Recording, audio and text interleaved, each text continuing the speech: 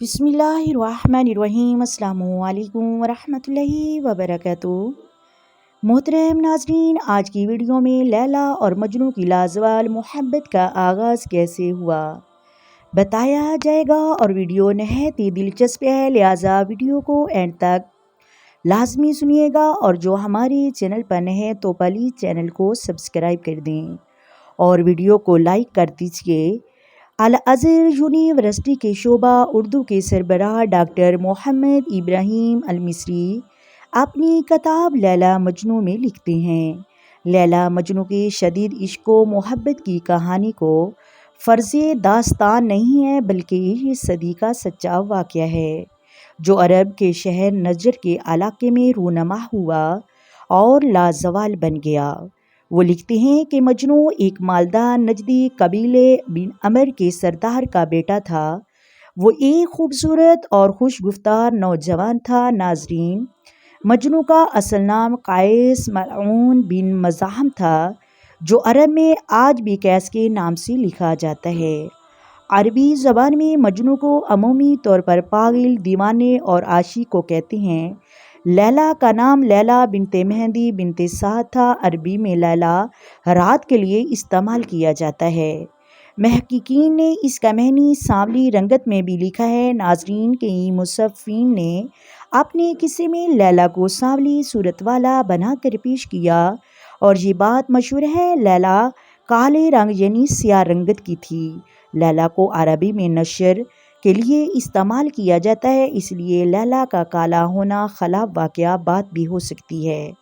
ناظرین، نظامی غزنوی کی ایک کتاب کے مطابق لیلا اور مجنوں ایک ہی مدارس میں پڑھنے جاتے تھے۔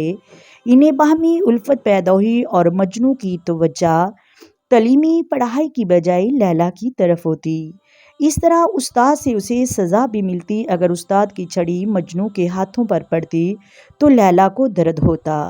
لیلا کو مجنوں کا نام لکھنا اور مجنوں کو لیلا کا نام لکھنا ہی پسند تھا۔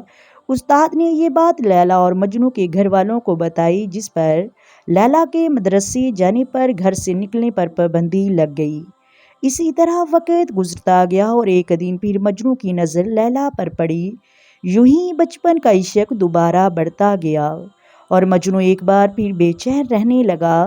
ناظرین، مشہور الضرب المثل ہے کہ عشق اور مشق چھپائے نہیں چھپتا، لہٰذا مجنوں کے والدین کو بھی اپنے بیٹے کے لیلا سے عشق کے بارے میں علم ہو گیا۔ انہوں نے پہلے تو مجنوں یعنی قیس کو سمجھانے کی کوشش کی، مگر مجنوں کو کچھ سمجھ نہ آئی، لہٰذا انہوں نے فیصلہ کیا اس مسئلے کا صرف ایک ہی حل ہے کہ مجنوں اور لیلا کی شادی کروا دی جائے۔ لہٰذا مجنوں کے خاندان والے لیلا کے گھر گئے اور لیلا کے رشتے کی بات کی۔ لیلا کے والدین کو داغِ ندامت گوارا نہ ہوا، انہوں نے یہ رشتہ دینے سے انکار کر دیا۔ اس دوران قبیلہ ثقیف کے نوجوان نے بھی، جس کا نام ورق تھا، لیلا کو شادی کا پیغام دیا۔ لیلا کے والدین نے وہ رشتہ قبول کر لیا۔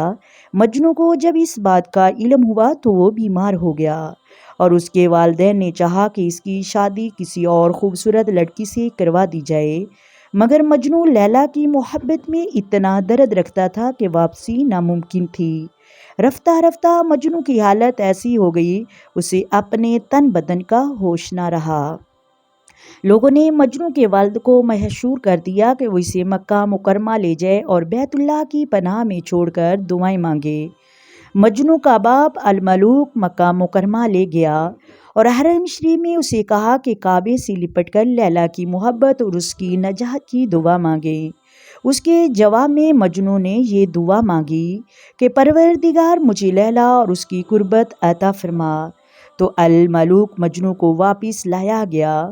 مجنوں نے پہاڑی پر ایک جگہ کو گرانے کی کوشش کی اور لوگوں نے اسے پکڑ لیا اور قبیلے میں واپس پہنچا دیا۔ مجنوں کا باپ ایک بار پھر لیلا کے والدین کے پاس گیا کہ ایسے لیلا کی اپنے بیٹے سے شادی کروانے کی کوشش کی، مگر پھر انکار ہو گیا۔ لیلا کی شادی اس لڑکے سے کر دی گئی جس کی طرف سے پیغام آیا تھا۔ لیلا خود بھی مجنوں کی محبت میں گرفتار تھی، مگر خاندان اور والدین کی طرف سے مجبور تھی۔ مجنوں کو یہ علم ہوا کہ لیلا کی شادی ہو گئی ہے تو اس پر قیامت ٹوٹ پڑی۔ اور اس کا ذہنی توازن بگڑ گیا، گوشہ نشین ہو گیا اور صحرا میں نکل گیا۔ لیلا کو آوازیں دیتا، پہاڑوں اور درختوں اور جنگلی جانوروں سے پوچھتا، بتاؤ میری لیلا کہاں ہے؟ ناظرین، اسی حالت میں ایک دن اس کی نظر ایک ہرنی پر پڑی۔ وہ اس کے پیچھے ہو لیا اور نگاہوں سے اجل ہو گیا۔ اس کے گھر والے صحرا میں اسے ڈھونڈتے رہے، پھر ایک دن پتھریلی وادی میں ریت پر مردہ حالت میں ملا۔ روایت کے مطابق لیلا بھی شاعرہ تھی۔ اسی رستے سے اس کے قصے کو محبت بھرے کسی کو گوارا بنا دیا، جس کے لیے دل اور آنکھیں روتی ہیں، کیونکہ مجنوں کی پاکیزہ محبت تھی جس نے لیلا کو داغ اور بدنامی نہ لگنے دیا۔ مگر تقدیر کے آگے تدبیر کی نہیں چلتی۔ یوں ہی عشق کا یہ قصہ کشک الہی تک پہنچنے کا ذریعہ بن گیا۔ امیر خسرو نے اس قصے کو سن 1299 میں کتابی شکل دی اور جامی نے سن 1400 میں لیلا مجنوں پر 360 صفحات پر مشتمل کتاب لکھی۔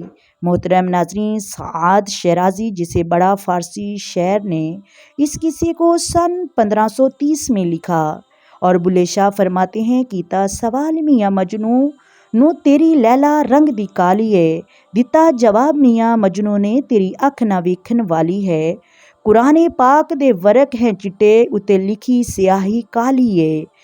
چھڈ وے بلیا دل دیاں لگیاں نو، ایتھے کی گوری تے کی کالی ہے۔ محترم ناظرین، ویڈیو کو ضرور سماعت فرمائیں۔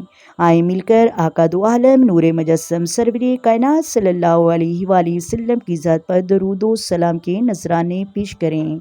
الصلاۃ والسلام علیک یا سیدی یا رسول اللہ، الصلاۃ والسلام علیک یا سیدی یا حبیب اللہ، الصلاۃ والسلام علیک یا سیدی یا نبی اللہ وعلی آلک وصحابک یا سیدی یا محمد رسول اللہ۔ محترم ناظرین، اگر ویڈیو اچھی لگے تو ویڈیو کو لازمی لائک کر دیا کریں، ویڈیو کو شیئر کر دیا کریں اور چینل کو سبسکرائب کر دیں۔ اپنی دعاؤں میں یاد رکھیں، آمین ثم آمین۔